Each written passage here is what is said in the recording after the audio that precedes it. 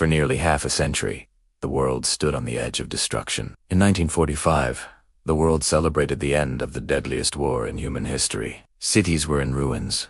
Millions were dead. But there was hope. Yet beneath the celebrations, something darker was forming. Two former allies emerged from the ashes stronger than anyone else, each believing the future belonged only to them. One promised freedom through capitalism. The other promised equality through communism. Both believed the other was an existential threat. The Cold War had begun, not with bullets, but with fear. The planet split into two visions of reality. On one side stood the United States and its allies. Markets, elections, individual freedom. On the other stood the Soviet Union, centralized power, state control, ideological unity. This was not just politics. It was a clash of values, cultures, and beliefs about human nature itself.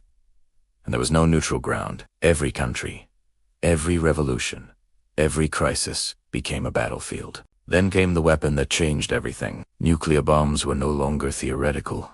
They were real, tested, and terrifying. For the first time, humanity had the power to destroy itself completely. Both sides raced to build more weapons, faster missiles, bigger warheads. Paradoxically, peace now depended on fear. If one side fired, the other would respond, and no one would survive. This balance was called mutually assured destruction, a peace enforced by the promise of annihilation. The Cold War was rarely fought directly. Instead, it erupted in proxy wars. Korea, Vietnam, Afghanistan. Superpowers funded armies they didn't command, supplied weapons they wouldn't fire themselves. Millions died in conflicts that were never officially theirs. To the victims, it didn't matter who pulled the strings. Bombs felt the same. The Cold War wasn't cold everywhere. It burned across the developing world. This war thrived on secrecy. Spies replaced soldiers. Information became more powerful than weapons. Governments monitored their own citizens, hunting traitors, and enemies within. Careers were destroyed by suspicion. Lives ended in silence. No one fully trusted anyone. Not even allies. The enemy could be anywhere, or inside. In October 1962, the world came closer to destruction than ever before. Nuclear missiles were discovered just minutes from American cities. For 13 days, leaders debated, threatened, and hesitated. One wrong move, one misunderstood signal, one panicked decision. The Cuban Missile Crisis proved how fragile civilization truly was. Humanity survived not because systems worked perfectly, but because individuals chose restraint. The Cold War carved physical scars into the world. Walls split cities. Borders split families. Ideologies determined where you could live, what you could say, even what you could dream. Some people risked everything just to cross an invisible line.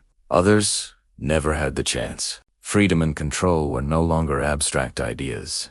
They were daily realities. This conflict was also fought in space, sports, cinema, and television. Each side wanted to prove moral superiority.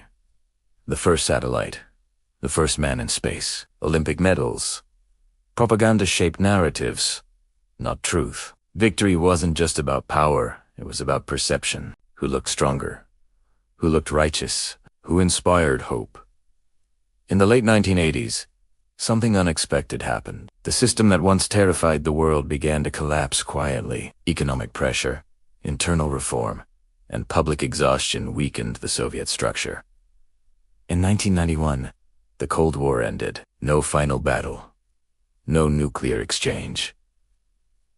Just silence. An ending almost no one had predicted. The Cold War ended, but its lessons remain fragile.